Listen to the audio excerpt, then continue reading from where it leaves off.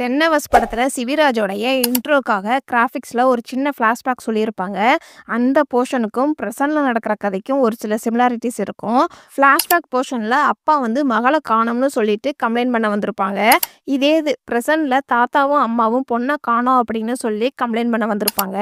அந்த தாத்தா வந்து அந்த பொண்ணோட அப்பாவோட அப்பாவா இருப்பாரு. ஃபிளாஷ்பேக் போர்ஷன்ல அந்த கேஸை கண்டுபிடிக்கிறதுக்கு ரொம்ப தடங்கலா வர மாதிரி காமிச்சிருப்பாங்க. இதே இது பிரசன்ட்லயும் கேஸ் நடத்தக்கூடாது அப்படிங்கிறதுக்காக போலீஸ் ஸ்டேஷன்ல வந்து பெட்ரோல் ஊத்துற மாதிரி காமிச்சிருப்பாங்க. கேஸ்ட்ரோவை கொல்றதுக்கு பிரசன்ட்லயும் சரி பாஸ்ட்லயும் சரி ட்ரை பண்ணுவாங்க. ஃபிளாஷ்பேக் போர்ஷன்ல ஆப்பிள் பழம் மூலமா தான் யார் அந்த பொண்ணை ரேப் பண்ணது அப்படின்னு கண்டுபிடிப்பாரு. இதே இது பிரசன்ட்ல எல்லாத்துக்கும் போனை கொடுத்து அவங்க வீட்டுக்கு இன்ஃபார்ம் பண்ண சொல்லியிருப்பாரு. அதுல தான் டிரைவர் மாட்டுவாரு. அதுக்கப்புறம் என்ன நடந்துச்சு அப்படின்னு காஸ்ட்ரோ தெரிஞ்சுக்குவாரு. ஃபிளாஷ்பேக் போர்ஷன்லயும் இன்ஸ்பெக்டர் வந்து தப்பு பண்ணவரை ஷூட் பண்ணி கொள்ற மாதிரி தான் காமிச்சிருப்பாங்க. பிரசன்ட்லயும் தப்பு பண்றவரை ஷூட் பண்ணி கொள்ற மாதிரி தான் காமிப்பாங்க. சிபிராஜ் நடிச்சு ரீசெண்டா ரிலீஸ் ஆன படம் 10 ஹவர்ஸ். இந்த படத்தோடைய ஹிடன் டீடைல்ஸ் தான் நாம இந்த வீடியோல பார்க்க போறோம். இந்த வீடியோல ஸ்பாய்லர்ஸ் இருக்கும். ஸோ படத்தை பார்த்தவங்க இந்த வீடியோவை பாருங்க. இப்போ இந்த படம் அமேசான் பிரைம் ஓடிடியில் அவைலபிளா இருக்குது. வேணுங்கிறவங்க செக் பண்ணி பாருங்க. 10 ஹவர்ஸ் அப்படிங்கிறது இந்த படத்தோடைய டைட்டில் எடுத்துக்கிட்டோம் அப்படின்னா 3 இடத்துல கைரேகை இருக்கும். ஒன்று டிரைவருடைய கைரேகை வச்சு தான் எல்லா விஷயத்தையும் தெரிஞ்சுக்குவாரு. ரெண்டாவது ஜீவாவை கொல்றதுக்காக இன்னொருத்தரும் கத்தி எடுத்துட்டு வந்திருப்பாரு. ஸோ அவருடைய கைரேகை கத்தியில பட்டிருக்கும். இன்னொரு கைரேகை எலெக்ஷனுக்காக தான் இவ்வளவு போராட்டமா இருக்கும். ஸோ ஓட்டு போடுறதுக்கான கைரேகையா இருக்கும். படத்துல 3 வகையான கைரேகைய முக்கியமானதா இருக்கும். அதையுமே படத்தோடைய டைட்டில டிசைன் பண்ணியிருப்பாங்க. அதே மாதிரி இந்த படத்துல பஸ் வந்து ரொம்ப முக்கியமானதா இருக்கும். அந்த பஸ்ஸோட நம்பர் பிளேட்டு படத்தோடைய டைட்டிலே கொடுத்துருப்பாங்க. இந்த கேஸோடைய ஃபைல் நம்பரையும் படத்தோடைய டைட்டில பார்க்க முடியும். ஸோ படத்துல என்னென்ன சொல்ல வந்திருக்கிறோம் அப்படிங்கிறத படத்தோடைய டைட்டிலேயே டிசைன் பண்ணியிருப்பாங்க. இந்த படத்தோடைய கதை 2022 நடந்த மாதிரி காமிச்சிருப்பாங்க. 2015 மதுரையில இன்ஸ்பெக்டரா கேஸ்ட்ரோ வந்து வேலை பார்த்துருக்கலாம். ஃபிளாஷ்பேக் போர்ஷன்ல இன்ஸ்பெக்டரை ஷூட் பண்ணதுனால ஒரு கட்டத்துல ஆத்தூர் போலீஸ் ஸ்டேஷனுக்கு டிரான்ஸ்ஃபர் ஆக்கியிருக்கிறாங்க. 2017 தான் மாட்டுத்தாவணி பஸ் ஸ்டாண்டை எம்ஜிஆர் பஸ் ஸ்டாண்டுன்னு மாற்றிருக்கிறாங்க. இதே இது இந்த படத்தில் 2015 ஃப்ளாஷ்பேக் போர்ஷன் நடக்கும். அதனால இந்த போலீஸ் ஸ்டேஷனுக்கு மாட்டுத்தாவணி போலீஸ் ஸ்டேஷன் வச்சுருப்பாங்க. சிபிராஜ் வந்து கேஸ்ட்ரோங்கிற ரோலில் ப்ளே பண்ணியிருப்பாரு. கேஸ்ட்ரோனா என்ன மீனிங் அப்படின்னா திறமையானவர், வலிமையானவர், உறுதியானவர்னு அர்த்தம். ஸோ இந்த வார்த்தைகளுக்கான ரெஃபரன்ஸாக இந்த படத்தில் ரொம்ப ஸ்ட்ரிக்டான போலீஸராக காட்டியிருப்பாங்க. என்ன நடந்தாலும் பரவாயில்ல, யார் தடுத்தாலும் பரவாயில்ல, நான் வந்து இந்த கேஸை கண்டுபிடிப்பேன் அப்படின்னு ரொம்ப ஸ்ட்ராங்காகவே இருப்பாரு. அதே மாதிரி இந்த படத்தில் இன்ஸ்பெக்டருடைய காஸ்டியூம் பார்த்தோம் அப்படின்னா மற்ற படங்களில் போலீஸ் ஆஃபீஸர் எப்படி இருப்பாங்க அப்படின்னா ஒன்று யூனிஃபார்மில் இருப்பாங்க, அப்படி இல்லைன்னா டிஷர்ட்டில் இருப்பாங்க. ஆனால் இவர் வந்து இந்த படத்தில் டிஃப்ரெண்டாக பிளாக் கலர் வேஸ்டியும் ஷர்ட்டும் யூஸ் பண்ணியிருப்பாங்க. அதுக்கான டீட்டெயிலாக மறுநாள் மலைக்கு போகிற மாதிரி காமிச்சிருப்பாங்க. ஸோ லாஜிக் கொஸ்டின் வராமல் கதைக்கு ஏற்ற மாதிரி காஸ்டியூமை சேஞ்ச் பண்ணியிருப்பாங்க. அதே மாதிரி போலீஸ்காரவங்க ஒன்று க்ளீன் ஷேவ்ல இருப்பாங்க, இல்லைன்னா முரட்டு மீசையாக வச்சு கம்பீரமாக இருப்பாங்க. ஆனால் இந்த படத்தில் வந்து நார்மலாக மீசை வச்சு தாடி கொஞ்சம் அதிகமாக இருக்கிற மாதிரி காமிச்சிருப்பாங்க. அதுக்கான ரீசனாக இவர் வந்து மாலை போட்டு ரொம்ப நாள் ஆச்சு, மலைக்கு போகிறதுக்கு ரெடியாக இருக்கிறாரு அப்படிங்கிற மாதிரி கொஞ்சம் அதிகமாக தாடியும் மீசையும் வளர்ந்த மாதிரி காமிச்சிருப்பாங்க. மற்ற படங்களை விட இந்த படத்துல காஸ்டியூம்ல கொஞ்சம் டிஃப்ரெண்டான போலீஸா காமிச்சிருப்பாங்க. இந்த படத்தோடைய ஃபர்ஸ்ட் ஷாட்டே வந்து கேஸ்ட்ரோவும் ஒரு கான்ஸ்டபிளும் பேசிக்கிட்டு இருப்பாங்க. அப்போ பேக்ரவுண்டில் ஐம்போன் டிராவல்ஸ் பஸ் நிற்கும். ஸோ இது பஸ்ஸை பற்றின கதை அப்படின்னு ஃபர்ஸ்ட் ஷாட்லேயே காமிச்சிருப்பாங்க. அதே மாதிரி ஐம்போன் பஸ்ஸு ஒரே நம்பரில் 2 பஸ் இருக்குது அப்படின்னு படத்தோடைய இடையில தான் நமக்கே தெரியும்.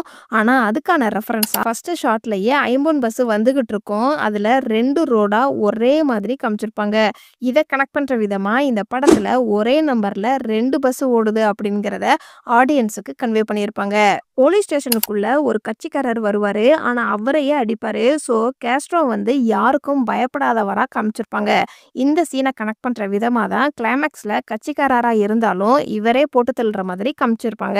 ஒவ்வொரு படத்துலயும் போலீஸ்காரரை ரவுடி அடிக்கிற ஸ்டைலே தனித்துவமா இருக்கும். அதே மாதிரி இந்த படத்துல இவர் ரவுடி அடிக்கிற ஸ்டைல் வந்து கிரிக்கெட் பேட்டால அடிக்கிற மாதிரி காமிச்சிருப்பாங்க. இந்த சீன்ல கான்ஸ்டபிள் வந்து கேஸ்ட்ரோ கிட்ட இருமுடிக்கான பேக் இருக்குது சார் உங்க வண்டியில அப்படின்னு சொல்லியிருப்பாரு. பண்ணியிருப்பாரு. ஸ்பேர் ட்ரெஸ்ஸும் அதில இருக்கும். இத கனெக்ட் பண்ற விதமா அக்யூஸ்ட புடிக்கிறதே இந்த ஸ்பேர் ட்ரெஸ்ஸ வச்சு தான் அக்யூஸ்ட டிரைவர் தான்னு கன்ஃபார்ம் பண்ணுவாரு. இந்த சீன்ல அயர்ன் பண்றவர்கிட்ட இந்த பொண்ண பாத்தியா? அப்படின்னு விசாரிப்பாங்க. அப்ப அந்த அயர்ன் பண்றவரு போதையில இருப்பாரு. அதுக்கான ரெஃபரன்ஸா ட்ரிங்க்ஸ் பாட்டில்ல மறைச்சு வச்சு குடிக்கிற மாதிரி காமிச்சிருப்பாங்க. அதே மாதிரி தென்றல் நகர்ல கிராஸ் ஆகி அந்த பொண்ணு போச்சு அப்படிங்கிற மாதிரி சொல்லியிருப்பாங்க. இவங்க நடந்து போகும்போது தென்றல் நகர்னு ஒரு போர்டு இருக்கிறத பார்க்க முடியும். ஸோ சின்ன சின்ன டீட்டெயிலிங் கூட அழகா கிரியேட் பண்ணியிருப்பாங்க. இந்த படத்துல எலெக்ஷன் மையமா வச்சு தான் இவ்வளவு அடுக்கடுக்கா தப்பு பண்ணியிருப்பாங்க. அதுக்கான டீட்டெயிலா போலீஸ பாதுகாப்புக்காக எலெக்ஷன் டியூட்டியும் போட்டிருப்பாங்க. அதையுமே இந்த சீன்ல காமிச்சிருப்பாங்க. அது கூட இந்த சீனு கனெக்ட் ஆகும். எங்க அப்படின்னா கட்சி ஆளுங்க ஃப்ளெக்ஸ் அடிக்கிறோம் அப்படின்னு சொல்லியிருப்பாங்க. எங்க தலைவர் தான் கண்டிப்பா ஜெயிப்பாரு அப்படின்னு ஓட்டு வர்றதுக்கு முன்னாடியே கான்ஃபிடென்ட்டா சொல்ற மாதிரி காமிச்சிருப்பாங்க. ஸோ இவருடைய கட்சி தலைவர் தான் இந்த கொலைகளுக்கெல்லாம் காரணம் அப்படிங்கிறத ஆடியன்ஸுக்கு கன்வே பண்ணியிருப்பாங்க. இந்த படத்துல ஃபைட் சீன் வந்து செம்மையா இருக்கும். கேஸ்ட்ரோவுடைய கழுத்துல கயிறு மாட்டிக்கிறோம். அதனால எங்கேயுமே அவரால தப்பிக்க முடியாது. அவர் எப்படி தப்பிப்பாரு அப்படின்னா, அவர் கழுத்துல இருக்கிற கயிற பிடிச்சு இழுக்கும்போது அந்த ரவுடி வந்து சவத்துல இடிச்சு கீழ விழுகிற மாதிரி காமிச்சிருப்பாங்க. அதே மாதிரி அதே ஃபைட் சீன்ல அவருடைய ஷர்ட்ல பெட்ரோல் வந்து ஊத்திடுவாங்க. ஸோ கொஞ்சம் அவர் மேல தீப்பட்டாலும் ஃபுல்லா எரிஞ்சிரும். அதுக்காண்டி இவரு பயந்து ஓடுற மாதிரி காமிச்சு அதுக்கப்புறம் தான் ஃபைட் பண்ணுவாரு. இவரு மாலை போட்டுட்டு ஃபைட் பண்ணுவாரு. ஒரு கட்டத்துல ஷர்ட் வந்து ஓப்பன் ஆயிடும். ஸோ ஃபைட் சீன் முடிஞ்ச உடனே மாலை பத்திரமா இருக்குதா அப்படின்னு தொட்டு பார்த்து செக் பண்ற மாதிரி காமிச்சிருப்பாங்க. இந்த சீன்ல ஐம்பொன் பஸ் ஒரு பஸ் மட்டும் தான் கள்ளக்குறிச்சி டோல்கேட்ட கிராஸ் ஆகி போகும். அப்ப டிரைவர் யார் ஓட்டுறாங்க அப்படிங்கிறத சரியா தெரியாத மாதிரி சஸ்பென்ஸா வச்சிருப்பாங்க. இந்த படத்துல டைமை கரெக்டா மெயின்டைன் பண்ணியிருப்பாங்க. ஃபர்ஸ்ட் 10 ஹவர்ஸ் அப்படிங்கிறதுனால நைட்டு 8:30ல இருந்து காலையில 5:30 மணி வரைக்கும் கதையை இழுத்துட்டு போகணும். அதே மாதிரி 8:30க்கு கோயம்பேடு பஸ் ஸ்டாண்ட்ல இருந்து பஸ் கிளம்புற மாதிரி, 9:00 அசோக் நகர் ரீச் பண்ற மாதிரி, 10:45க்கு வில்லன் வந்து டிரைவர் கிட்ட ஜீவாவை கொல்ல சொல்ற மாதிரி, 2:50க்கு போலீஸ் வந்து ஐம்பொன் பஸ் டிராவலை லாக் பண்ணி போலீஸ் ஸ்டேஷனுக்கு எல்லாரையும் இன்வெஸ்டிகேஷனுக்காக கூட்டிட்டு போயிடுவாங்க. 10 ஹவர்ஸ்னு படத்தோட டைட்டில் வச்சுட்டு கிளைமேக்ஸ்ல 2:50க்கு மேல டைமிங்கே இருக்காது. ஒரு பிரெக்னன்ட் லேடி வாமிட் பண்ணிரும் பஸ்ல. அப்ப கிளீனர் வந்து அந்த பொண்ணை திட்டியிருப்பாரு. திவ்யா மட்டும் அந்த பொண்ணுக்கு ஆறுதல் சொல்லும். அது எப்படி சொல்லுவாங்க அப்படின்னா, இவங்களுடைய கை மேலேயும் அந்த பிரெக்னன்சியோடைய பொண்ணு கை வந்து கீழேயும் இருக்கும். அப்ப திவ்யா வந்து எல்லாம் சரியாயிரும், ஒன்றும் ஆகாதுன்னு ஆறுதல் சொல்லுவாங்க. இதே இது போலீஸ் ஸ்டேஷன் அப்ப திவ்யாவுக்கு வந்து ஜீவா இறந்து போயிட்டாரு அப்படின்னு ரொம்ப ஷாக்கா இருப்பாங்க. அப்ப இந்த பிரெக்னன்சி லேடி தான் வந்து திவ்யாவுடைய கையை பிடிச்சி ஆறுதல் சொல்ற மாதிரி காமிச்சிருப்பாங்க. அப்ப திவ்யாவுடைய கை வந்து கீழே அந்த பிரெக்னன்சியோட கை வந்து மேலேயும் இருக்கிற மாதிரி காமிப்பாங்க. ஸோ ஆறுதல் சொல்றவங்களுடைய கை வந்து மேலே இருக்கிற மாதிரியும் சிச்சுவேஷனுக்கு ஏற்ற மாதிரி மாற்றி மாற்றி கையை பிடிச்சி ஆறுதல் சொல்லுவாங்க. ஒரு கவர்மெண்ட் வண்டியில எப்போதுமே ஜி லெட்டர் இருக்கும் நம்பர் பிளேட்ல. அதே மாதிரி இந்த சீன்லயும் ஜி அப்படின்னு மார்க் பண்ணியிருக்கோம். ஆனா நம்பர் பிளேட் அடிக்கும்போது ஜின்னு போடாம விட்டுட்டாங்க போல. நார்மலான ஹேண்ட் ரைட்டிங்ல எழுதுற ஜி மாதிரி டிஃப்ரெண்டா சின்ன பிள்ளைங்க எழுதுன மாதிரி காமிச்சிருப்பாங்க. இந்த படத்துல பஸ் வந்து ஒரே நம்பர் பிளேட்ல 2 பஸ் போற மாதிரி காமிப்பாங்க. அதுவும் கிளைமேக்ஸ்ல தான் ஆடியன்ஸுக்கு ரிவீல் பண்ணுவாங்க.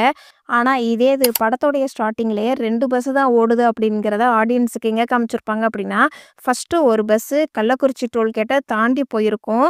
அதுக்கப்புறம் தான் ஜீவா வர பஸ்ல போலீஸ் ஸ்டேஷனுக்கு கால் பண்ணி கள்ளக்குறிச்சிக்கு முன்னாடி 5 கிலோமீட்டர் தொலைவில் போய்கிட்டு இருக்குது சார் அப்படின்னு சொல்லி இன்ஃபார்ம் பண்ணுவாரு. ஸோ அப்ப வந்து கள்ளக்குறிச்சி கிராஸ் ஆகி போகல. அதுக்கப்புறம் தப்பான பஸ் ஆத்தூர் பக்கமே சுத்திக்கிட்டு இருக்க சொல்லி ஜீவாவை கொன்னுட்டு இந்த டிரைவர் வந்து ஆத்தூர் டோல்கேட்ல மாட்டிக்கிற மாதிரி காமிச்சிருப்பாங்க. அதுக்கப்புறம் தப்பான பஸ் நேரா நார்மலா போயிரும். ஃபர்ஸ்ட் தப்பான பஸ் தான் கள்ளக்குறிச்சியே கிராஸ் ஆயிருக்கும். நார்மலான பஸ் பின்னாடி வந்துகிட்டு இருக்கும். போலீஸ் கிட்ட மாட்டுறதுக்காக தான் பேசஞ்சர் பஸ் கிராஸ் ஆகி முன்னாடி வந்துடும். தப்பான பஸ் பின்னாடி வர்ற மாதிரி காமிச்சிருப்பாங்க. ஸோ இதுலயே 2 பஸ் இருக்குது அப்படின்னு ஆடியன்ஸுக்கு கன்வே பண்ணியிருப்பாங்க. அதே மாதிரி இந்த டிரைவர் டோல்கேட்ல என்ட்ரி போடாம இருக்கிறதுக்காக தனியா பணத்தை கொடுக்குற மாதிரி காமிச்சிருப்பாங்க. ஒரே வீடியோல எல்லாத்தையும் சொன்னோம் அப்படின்னா உங்களுக்கு ரொம்பவே போர் அடிக்கும். ஸோ இந்த வீடியோடைய தொடர்ச்சியா 10 ஹவர்ஸ் ஹிடன் டீடைல்ஸ் பார்ட் 2க்கான வீடியோட லிங்க் கமெண்ட்ஸ்ல இருக்குது. வேணுங்கிறவங்க கிளிக் பண்ணி பாருங்க. 10 ஹவர்ஸ் படத்தை நீங்க ஒரு தடவையாவது பார்த்துருக்கீங்க அப்படின்னா இந்த வீடியோக்கு லைக் பண்ணுங்க. இந்த படத்துல நடிச்ச எந்த கேரக்டர் ரோலும் உங்களை ரொம்ப இம்ப்ரெஸ் பண்ணுச்சு அப்படிங்கிறத கமெண்ட்ஸ்ல சொல்லுங்க. இதுக்கு முன்னாடி நம்மளுடைய சேனல்ல ஜெயிலர் படத்தோட ஹிடன் டீடைல்ஸ் வீடியோ அப்லோட் பண்ணியிருக்கிறோம். அந்த வீடியோ இன்னும் பார்க்கல அப்படின்னா கமெண்ட் பாக்ஸ்ல லிங்க் இருக்குது. வேணுங்கிறவங்க செக் பண்ணி பாருங்க. தென்னவஸ் படத்துல இதெல்லாம் நான் நோட் பண்ண சின்ன சின்ன ஹிடன் டீடைல்ஸ். இந்த மாதிரி படத்தோடைய ஹிடன் டீடைல்ஸ் வீடியோ இன்னும் நீங்க தெரிஞ்சுக்கணும் அப்படின்னா நம்மளுடைய சேனலை சப்ஸ்கிரைப் பண்ணி பெல் ஐகானையும் கிளிக் பண்ணுங்க.